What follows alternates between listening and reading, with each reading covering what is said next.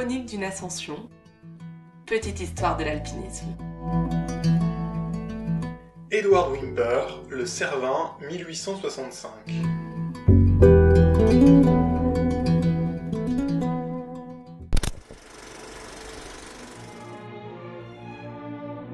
Entre 1855 et 1865, des dizaines de sommets des Alpes sont conquis pour la première fois.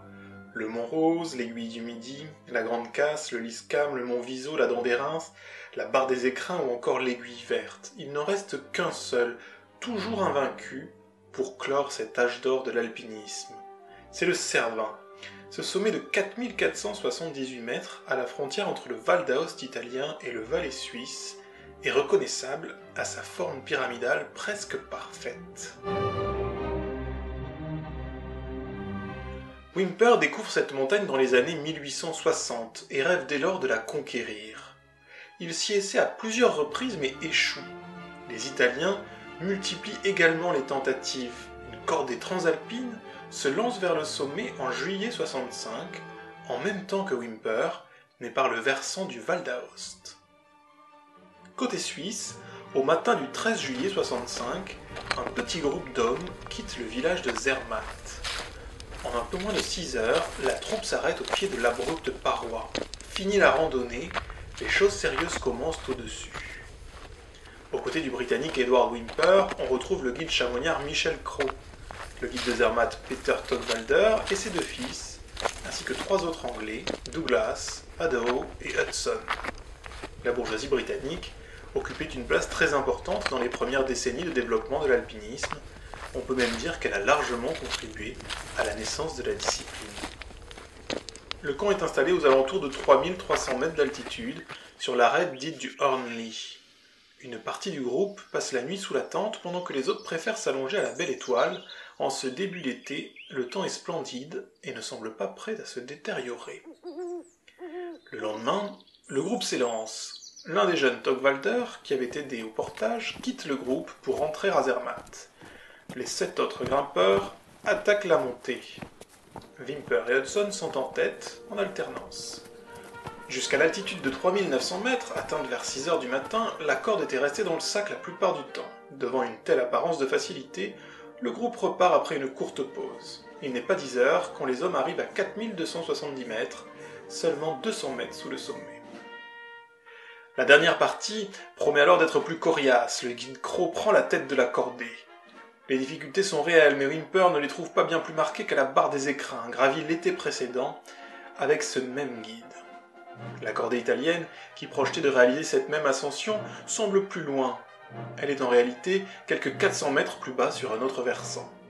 À 13h40, Whymper, Crowe et les autres sont au sommet du Cervin.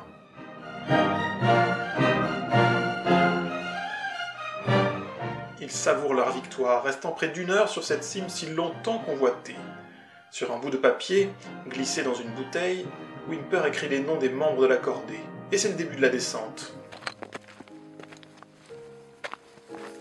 Dans une partie assez délicate de la voie, Haddow dérape et glisse sur Crowe. Ce dernier, déséquilibré, tombe à son tour, entraînant dans sa chute Hudson, puis Douglas. Les 3 derniers membres de la cordée s'agrippent alors de toute leur force à la paroi pour tenter d'enrayer leur chute. Le choc est violent, mais de courte durée, car la corde vient de lâcher. Les 4 malheureux glissent sans pouvoir se retenir vers le glacier du Cervin, 1200 mètres en contrebas. Togwalder père et fils sont terrorisés, tellement tétanisés que la suite de la descente semble bien compromise. Pourtant, pendant plus de 2 heures, péniblement, Whymper en tête et les 2 Suisses avancent. À 18h, la partie la plus technique est derrière eux.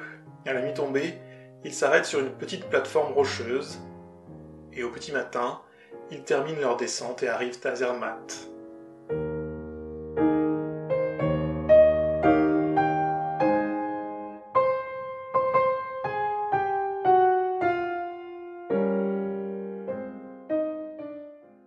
Le lendemain, une caravane de secours s'ébranle et monte en direction du glacier. Whymper est de la partie. Quelques heures suffisent pour atteindre les corps et constater leur décès. Ils n'en retrouvent d'ailleurs que 3.